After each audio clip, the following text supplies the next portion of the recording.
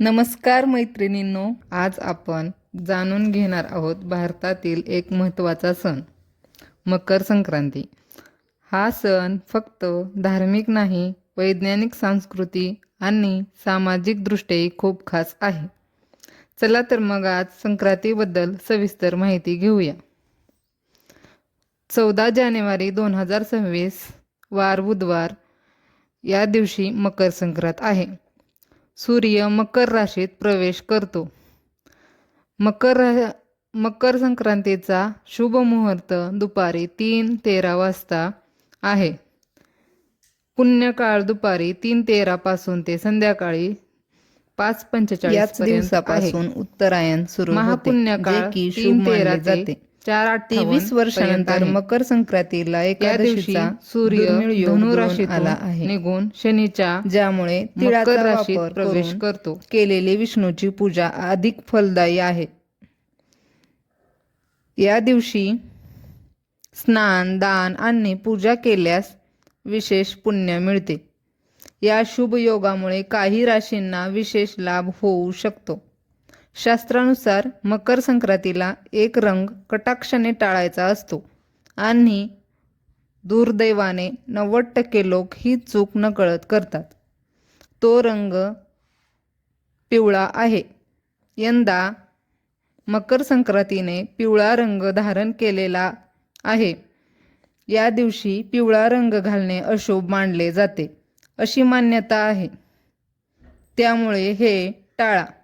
पिवळी साडी, पिवळा ड्रेस, पिवळ्या बांगड्या, पिवळ्या रंगाचे दागिने, सोनं वेगळं आहे, पण शंका वाटत असेल तर मॅचिंग पिवळे दागिने टाळलेलेच बरे।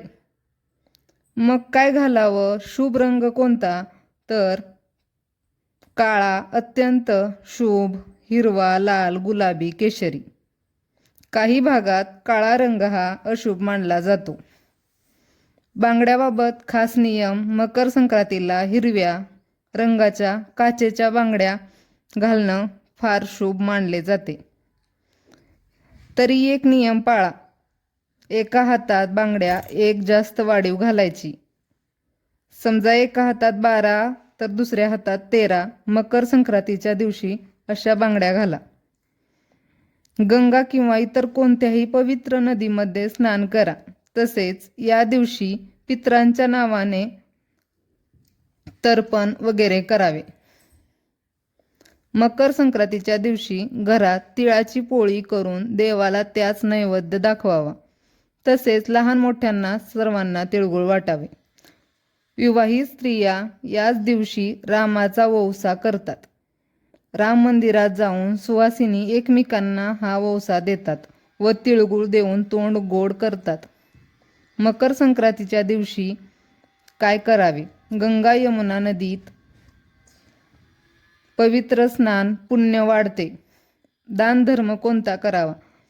तीळ, गूळ, गहू, कपडे हे अन्नदान करावे। पूजा पाठ कोणते करावे? सूर्यदेवाची पूजा, जल अर्पण, ज्योत तमस्सो माता हा मंत्र जप करावा। मकर संक्रांतीला विशेष असे महत्त्व आहे भारतात। मकर संक्रांती हा सण आपल्याला सकारात्मक विचार, एकोपा आणि निसर्गाशी जोडून ठेवतो। हा सण आपण सर्वांनी आनंदाने, सुरक्षितपणे आणि पर्यावरणाची काळजी घेत साजरा करूया। व्हिडिओ आवडला असेल तर लाईक, शेअर, सबस्क्राईब नक्की करा। धन्यवाद।